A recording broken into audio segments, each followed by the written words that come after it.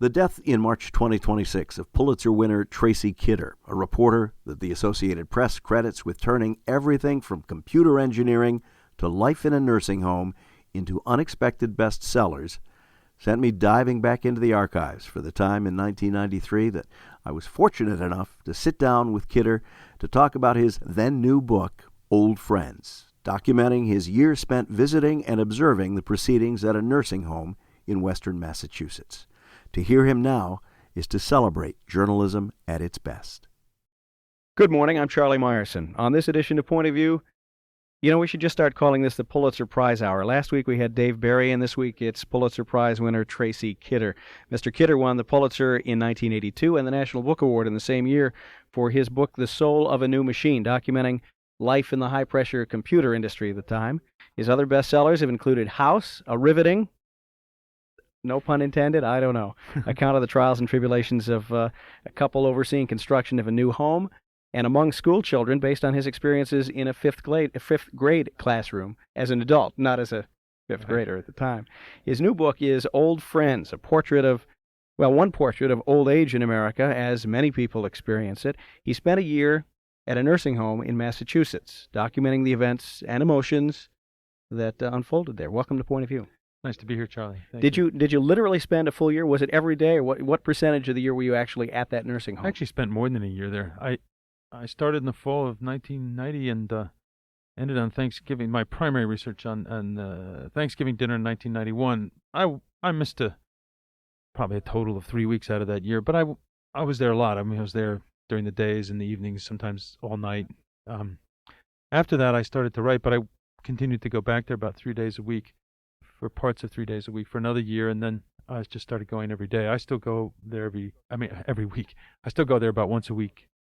Now it's not very far from my home. Yeah, but now I go for social reasons. I was going to say, there's not another book, a sequel in the works. No, but I made friends there, and some of the people I made friends with are still alive, and I think people in nursing homes count on seeing you. You can't just somehow suddenly withdraw. Anyway, I like going there. It's one of the few places on earth where I'm absolutely sure I'm always welcome. Probably the only place on earth I know of where a journalist is always welcome. This was, in essence, it surely was a job for you going there day in and day out, at least at the beginning. One question I have about people who do television or radio documentaries, or in your case, novel-length books about subjects, is how do you get over that hump, gain acceptance to the point where you can become privy to the sorts of insights and conversations between patients and doctors, between patients and administrators, that you represent so well in this book? Well, there is some groundwork you have to do. You have to make sure, since these are all private individuals, you have to make sure that you have their consent and that they understand what you're doing. And then you just have to spend the time. Some people open up awfully quickly to you, and others take a lot longer, and some never do. But in this case, it really was about the easiest research that I've ever done. At least in the sense that people seem to be quite willing to talk to me, and quite openly. I remember, for instance, one of my favorite characters in this book is a woman named Eleanor, and I somewhere after I've been there about a few weeks, I was asking, one of the standard questions I'd ask people was about their regrets. Eleanor is an 80-year-old former actress, and I asked her that question, and she said, well, that affair that I had with this colleague of my husband's back when I was, I was quite astonished. People don't usually give up their secrets that easily to me. Then I began to wonder actually whether she had regretted that affair. Whether she regretted it or whether she had it. No, I think she had it, but I don't know that she regretted it. It's a memory that lingered for a while. This is Point of View on WNUA 95.5. I'm Charlie Meyerson. We're talking to Tracy Kidder, the Pulitzer Prize-winning author whose new book is Old Friends, documenting the year he spent at a Massachusetts nursing home. How did you choose this nursing home, and how does it compare to other nursing homes that you might have chosen or that you're aware of in your part of the country or around the nation in general? I have a friend who's a professor of public health at the University of Massachusetts, and he gave me a tour of the region's nursing homes, the good, bad, and ugly tour, as he put it. I chose this one. It was a decent nursing home, not the very best. And when I say decent, I don't mean extravagantly wonderful. I mean, it didn't tie people up. That's a real innovation in nursing homes. Is it? Yeah, isn't that astonishing? Yeah, how widespread a practice is that? Well, it's this is a little complicated, but basically it's now federal law that you can't restrain people. for the convenience of the staff in nursing homes. For their own safety, you that can. accept medication. Yeah, unfortunately, I'm afraid. I mean, obviously there are cases where people have to be restrained, but by and large, I don't think it's a good idea. I think it's terrible, actually. This was also a place where people could bring some of the trappings of their former lives with them and have some privacy. It was a place where it was a decent place, humane, civilized. Life could go on in a place like this. The fact in my region, this part of Massachusetts where this was, I'd say it was unusually good. There are a lot of mediocre nursing homes. There's some terrible ones, of course.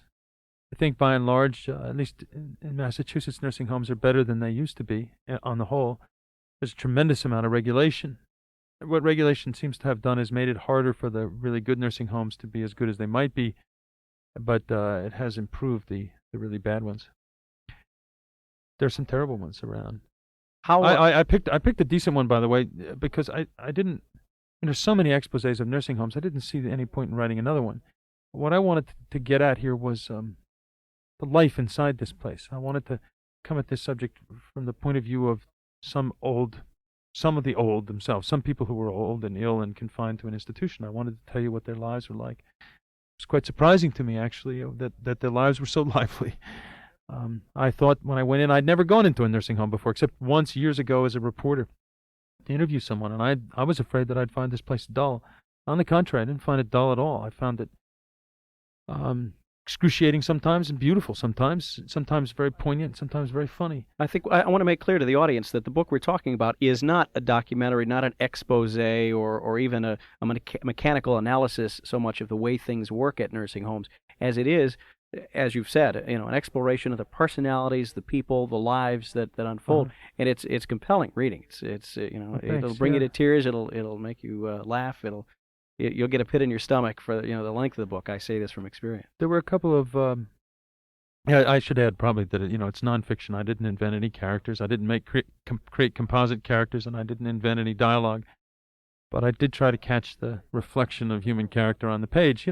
After a while, after being in there for a while, it really did begin to seem like a world very similar to all worlds. One of the things you start to realize is that the people in nursing homes are not members of a separate species. They're just you and me and our parents, and they're important. They're alive. Once I got my scale adjusted, once I began to see this thing in proper scale, I began to see what I thought were acts of sort of routine heroism around me every day. And what I mean by that is that when small gestures are all that's possible, then those gestures can become very important. If it's very difficult for you to put your pants on in the morning, the fact that you continue to insist on doing that with great difficulty for the sake of self-respect and becomes to me a significant act. Because we who have this mobility and the illusion of at least the illusion that we can commit grand gestures. I think forget that if you took a long enough view, that almost everything that most people do looks pretty small. Inside this place, that struggle for dignity, that struggle to invent occupations, people struggle to invent occupations for themselves, and to try to connect with each other, to make meaning out of their lives the way we all try to do. I found very sometimes poignant, sometimes really quite moving, and I admired a lot of the people inside there. Obviously, but I do think we ought to pay these people the same compliment we pay people everywhere, which is to view them as individuals, and they were as varied as any group of individuals you'd like. It's Point of View on WNUA 95.5. I'm Charlie Myerson. Our guest is Tracy Kidder, whose new book is Old Friends, about his year spent visiting nursing home in western Massachusetts. How did your methodology in writing this book compare with or differ from the methodology used in your other books? In all of them, in-house, you immersed yourself in the process of constructing a new house among school children. You immersed yourself in a year for fifth graders. How does this experience at a nursing home compare with those others? Well, I'm afraid it's altogether too similar. That is, I go into these places, which are small theaters, as it were, and look for the stories in them. And I go there with my notebook open and I take copious notes. This case about 9,000 pages of notes. And come back and try and tell you what it was like. It's pretty much that simple. But I do try to. I think of myself as a storyteller, and what I'm trying to do is write narratives, true narratives, or at least accurate ones. Did you enter the writing process for this book, the reporting process for this book, with any sort of mindset or philosophy or firm idea of what you wanted to bring out of it? And if so, how did that change, if at all, as you the process unfolded?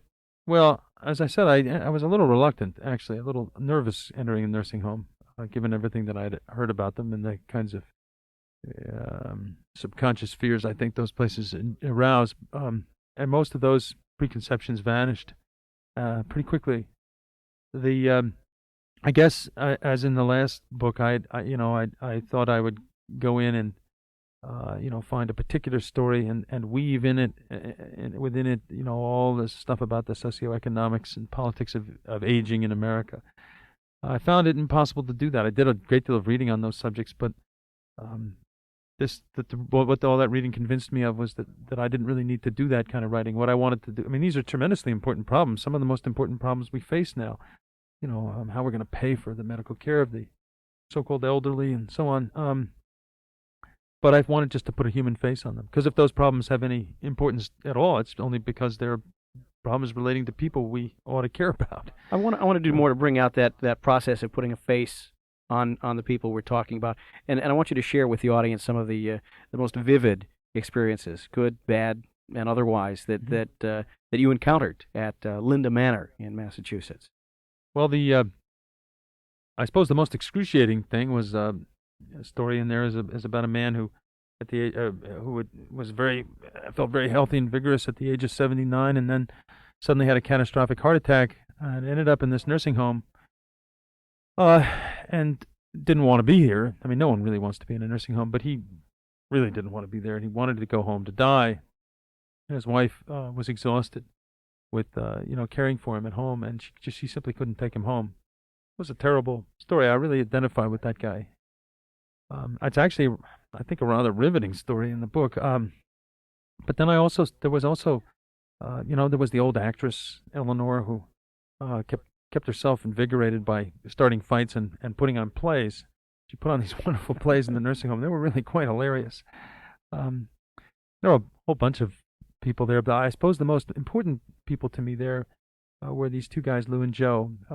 Lou, man in his 90s, a saintly man, who'd come to the nursing home to make sure that his dying wife got proper care and had stayed on, and his roommate, Joe, Torchio, who was about 20 years younger and had not lived such an exemplary life, was a very interesting man, fiery, and still asking those questions that children ask, what's it all about? They were thrown together in a little room in this place, just like kids at summer camp, and over the period of about a year, they became great friends. They were hilarious together, really very funny, like a couple old vaudevillians. Sometimes it seemed to me. Before I even realized what I was doing, I'd find myself getting kind of depressed sometimes inside that place, and I'd find myself going to their room. When I went to their room, their room, and sometimes other people's rooms, other heroes of mine, rooms of other heroes of mine, and I always feel cheered up in their room particularly. And I noticed that the staff would do that too. And I don't know exactly what it was. But I think it was that this was a place, that little room of theirs was a place where life was continuing in a way that seemed meaningful. It's hard to say much more than that, but it's this sense of connectedness that I think we all need. I begin to feel like it's the only antidote there is to despair. These guys were really good friends. You can do it. The connectedness could come through religion, I suppose. It could come through friendship. It could come through doing the kind of work that leaves something behind. But there was something tremendously encouraging about them in that room. They were unusual. It's very hard for people who are ill and who have so much life behind them, is suddenly placed in this community that's founded only on illness. to make new connections, make new friends. But the fact that what they'd done was unusual didn't seem to me all the more reason to write about it. I wanted to ask you about that. To what extent do you think, or does it make any difference that the people at this nursing home were representative of the the senior citizen, the elderly population at nursing homes in general? By and large, the people that you write about seem to be pretty well educated or at least literate. And I don't know if Well, is actually, that a factor? well, Lou, one of my heroes, only made it through 8th grade, but that's because that was in 1914 that he graduated from 8th grade. He had to go to work to support his family. Actually, I think the majority of people in the nursing home had not gone to college. Some had. I think that members of those generations, because we're talking about several generations. There was a woman who was 100, and there are people in their 90s, people in their 70s. That generation generally is a better,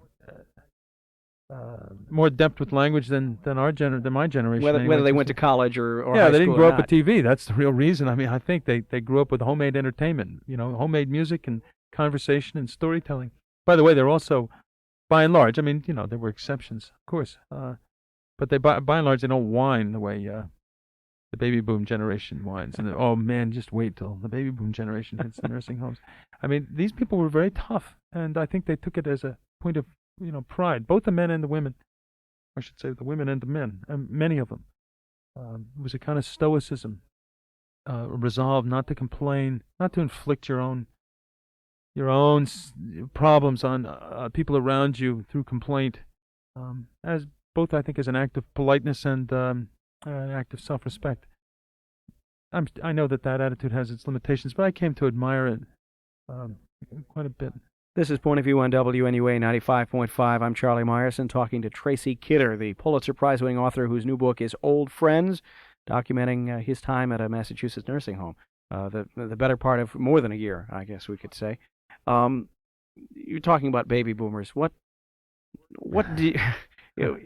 we're at the age, I am certainly, and I'm sure a lot of the people at this who are listening to this show right now are at the age where they're either contemplating time in a nursing home themselves, or certainly for dear relatives, for parents at least. And I'm not sure what your particular familial situation is, but I imagine this is a subject that affects you in some way or another. What do you draw from all of this in terms of implications for the generation to come, the baby boomers and their parents? There are some enormous problems. There are truly gigantic problems associated with the large subject of aging. Nursing homes are just a small part of that problem, but they're a significant one. Right now, about 5% of people over 65, Americans over 65, are in nursing homes, which is a small percentage, but a fairly large number, 1.5 million people, something like that. It's estimated, though, that about half of all the people who live past 65 will spend some time inside a nursing home, which makes them that much more significant. They're also significant because they're terribly expensive. And the better they are, the more expensive they tend to be, since the major expense of running a nursing home is staff, and staff is the absolute determinant of quality in a nursing home, both the size and the quality of the staff itself. I don't think there'd be any place worse on earth to be than a bad nursing home. And I think the fact that bad nursing homes exist is inexcusable, given the fact that the lion's share of money to support nursing homes comes from us, from the taxpayers. On the other hand, I can imagine a time where I don't ever want to be in a nursing home. No one wants to. As Joe, one of my characters, says, who would choose us if you had any other choice? That's all. But I can imagine a time when I'd be lucky, actually, to be in a good nursing home. I think that there are circumstances that, these places exist for a reason, and I think families, we talk about keeping people at home as though that were the greatest virtue there possible. Well, it may be in certain circumstances, but it isn't always the right thing to do necessarily. There are some afflictions that simply are almost impossible to manage at home. If you talk to anybody who's kept a relative with Alzheimer's disease, for instance, at home, you're going to talk to someone who has really been through the mill. I admire them for doing it, but would never blame anybody for placing a relative in a nursing home who had Alzheimer's disease. And there's just a host of reasons why these institutions exist, and I think it's silly of us to look back towards some good old days when we always took care of elderly people at home. For one thing, people didn't on the average, weren't living as long. They weren't living long enough to contract some of the diseases people are contracting now. And for another thing, when we talked about taking care of people at home, what we're really talking about is as wives and daughters, nieces, daughters-in-law doing it. It was women who were doing that work and who still do it by and large now. And the world has changed, and it's changing. What advice? And your book does not do this. I mean, it doesn't. It's not a. Yeah, I don't it's really a story, a bunch of Yeah, and I don't want to create the image for audience together, that it's a book of advice, because it's not. But I wonder if, based on your experience in a nursing home, you have any advice that you would give to friends, listeners, that you yourself might follow if and when it comes time to choose a nursing home for someone we love. I'd check them out. I'd check out the candidates awfully carefully. And there's no substitute when it comes to doing that. There's no substitute for visiting them and making sure you get in past the opulent lobbies. You ought to be, anytime you see an opulent lobby, you ought to be suspicious. Particularly if you see a baby grand piano in it, as this nursing home did. Because that's where the money's going. Well, opulent lobbies often exist as a sort of promotional tool, and they to try to hide what and obscure what lies within. Often, nursing homes with opulent lobbies won't let the residents use them. This nursing home was unusual in that, I mean, the builder owner didn't want any residents in his grand lobby with his baby grand piano in it. The people, however, who had leased the nursing home and were running it, just told them to get stuffed. And residents used this. In fact, this may be the only baby grand piano in a fancy looking lobby of a nursing home that was ever played. It was actually played fairly often and even kept in tune once in a while. I don't know. I think you really got to check them out. You want to check out a place in many different ways. But the most important thing in a nursing home, I mean, just because a nursing home looks shabby doesn't mean it's bad. The most important thing is the staffing. The sheer numbers of staff is very important, because it does you no good to have wonderful people working in a nursing home if there aren't enough to go around. But also, you got to find out something about who these people are who are taken care of. Because it's an awfully hard job, particularly the job of nurse's aide. It's one of the hardest jobs I can imagine. It's people don't get paid very well for it. This is Point of View on WNUA 95.5. We're talking to Tracy Kidder, the Pulitzer Prize-winning author whose new book is Old Friends, about his year at a nursing home and the people he met there. Again, it's not an issue-oriented book, but it certainly raises the questions of what role nursing homes should play in healthcare reform. Do you have an opinion on that? As the Clinton administration weighs what gets paid for, what doesn't, what gets regulated, and what doesn't? I'm really, I wish I were, the presidential commission. I wish I had some answers. I don't know. I don't know how we're going to deal with the questions of cost. I mean, I just don't know. Particularly as this big generational wave, the baby boom, rides into the that nursing home generation. Before then, because the fastest growing segment of our population is the people over 85. So, there is. I just don't know how we ought to handle. I mean, obviously, we want to do what's best for everybody. But I wish I could, tell you. All I know is that all I really hope to accomplish with this book was to remind you that the people living inside these places are people after all, and that there is life inside these places. They don't simply have to be warehouses. They could be better. I actually enjoyed going there after a while, after I got used to it. As I said, I was always welcome, and some of these people are wonderful. They're not necessarily. They don't have to be horrible, unpleasant places. They shouldn't be. We shouldn't permit that. And the more attention I think that we pay to them, the more often we visit them, the more likely we are to keep them honest. This is Point of View on WNUA 95.5. You mentioned that you returned to the nursing home. Tell us a little bit about what's happened to some of the characters in your book since you completed it. The old actress Eleanor has died. She moved to another nursing home. She's a very restless spirit, wonderful woman in her way. She died, though, shortly after directing, after rehearsal for another one of her plays. With her boots on, With her boots on, yeah. A few other characters have died, but the two main characters in my book, Lou and Joe, are still alive, still very much with us. I read them this book when I was finished. I read them when it was in galleys and it couldn't be changed much. As I explained to them, I wasn't going to let them try and make me change it. They seemed to like it. Joe, was a sort of burly, explosive, temperamental guy. the only objections I really got were from him. Joe just said, "I'm not fat and I'm not irascible. God damn it." Do you return to the subject matter of the other books you've written? The people that you documented in the book House did some work for you. Is that right? Oh, the builders, yeah, The builders. they did actually. Well, I pitched in. They helped me build a house. Uh-huh. How about A couple of them. One of them actually. how about the other? Do you go back to elementary schools, to grade schools ever? Do you revisit the computer industry that you No, I've really document? lost touch with the computer industry, and with most of the people I wrote about in that book. I'm still in touch with the teacher I wrote about. We have a couple of projects that we're working on, and as for the carpenters and all of those people that I wrote about in House, I see occasionally, or at least hear from. But it's I think it's more important that I continue to see my friends inside the nursing home. They need, I can be of more use there. Yeah. What else are you working on? Other projects in the making. I wish I knew right now what I was going to do next. I've got a bunch of ideas, but they're all half baked.